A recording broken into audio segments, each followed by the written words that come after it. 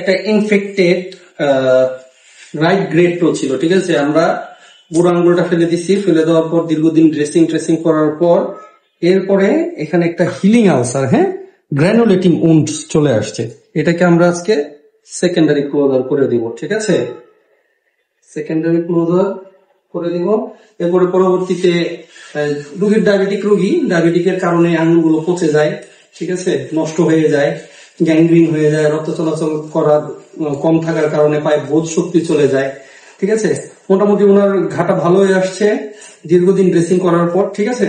এখন আজকে এটাকে ক্লোজ করে দেবো ইনশাল্লাহ। ব্যথা পাইছে? একটু ব্যথা পান নাই? কোনো মতো বুঝে গেছে, শুয়ে দেওয়ার সময় বুঝতে পারছেন, ঠিক আছে। ডায়াবেটিস তো কন্ট্রোলে রাখতে হবে, ঠিক আছে। আর কোনো কিছু হওয়ার আগে চলে আসতে হয়, নষ্ট হওয়ার পর আসলে তো হবে না। যত দূরই হোক চলে আসতে হবে, ঠিক আছে। আর ডায়াবেটিক সবসময় নিয়ন্ত্রণে রাখবেন, ঠিক আছে। আর আমার জন্য দোয়া করবেন। কি হয়েছে, কি ভাঙছে? আপনার নাম কি ভাই? আমার নাম মনিরুল ইসলাম। মনিরুল ইসলাম। বয়স কত? বয়স 52। ডায়াবেটিক্স কত বছর ধরে আপনার? প্রায় 16 বছর। 16 বছর। আপনার পায়ে কি হয়েছিল শুরুটা? পায়ে একটা জুতা পড়ছিলাম, খোসা পড়ছিল। 1 মাস ড্রেসিং করার পরও পা রাখতে পারিনি, আঙুলটা রাখতে পারিনি, একটা বাড়াতে পারে। অনেক ভোগান্তি পরে আপনার সাথে পরিচয় হওয়ার পরে আমরা এই বাসা আমারও হাসপাতালে আসলাম।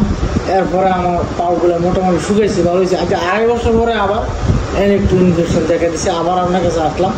ইনশাল্লাহ এখন মোটামুটি 12 দিকে চিকিৎসা না পড়ে। এখন আপনি যে চিকিৎসা পাইলেন এতে কি সন্তুষ্ট? আপনাকে তো ভর্তি রাখা হয়নি? না না, আমার তো অপারেশনের সময় কোনো প্রকার ব্যথা পান নাই? না না, সাথে সাথে অপারেশন করছেন, বাসায় গেছেন, নিজেই ড্রেসিং করছেন। এখন সেলাই করে দেওয়া হয়েছে, শুকায়ও গেছে, ঠিক আছে। এতে কি আপনার টাকা পয়সা বেশি খরচ গেছে? না, বেশি যায় না। মানে অন্য হসপিটালের তুলনায় আপনি আমার হচ্ছে অনেক সহযোগিতা করছে। সহযোগিতা করছে। আচ্ছা, এতে কি আপনি সন্তুষ্ট? অবশ্যই সন্তুষ্ট। ঠিক আছে, আমার জন্য দোয়া করবেন।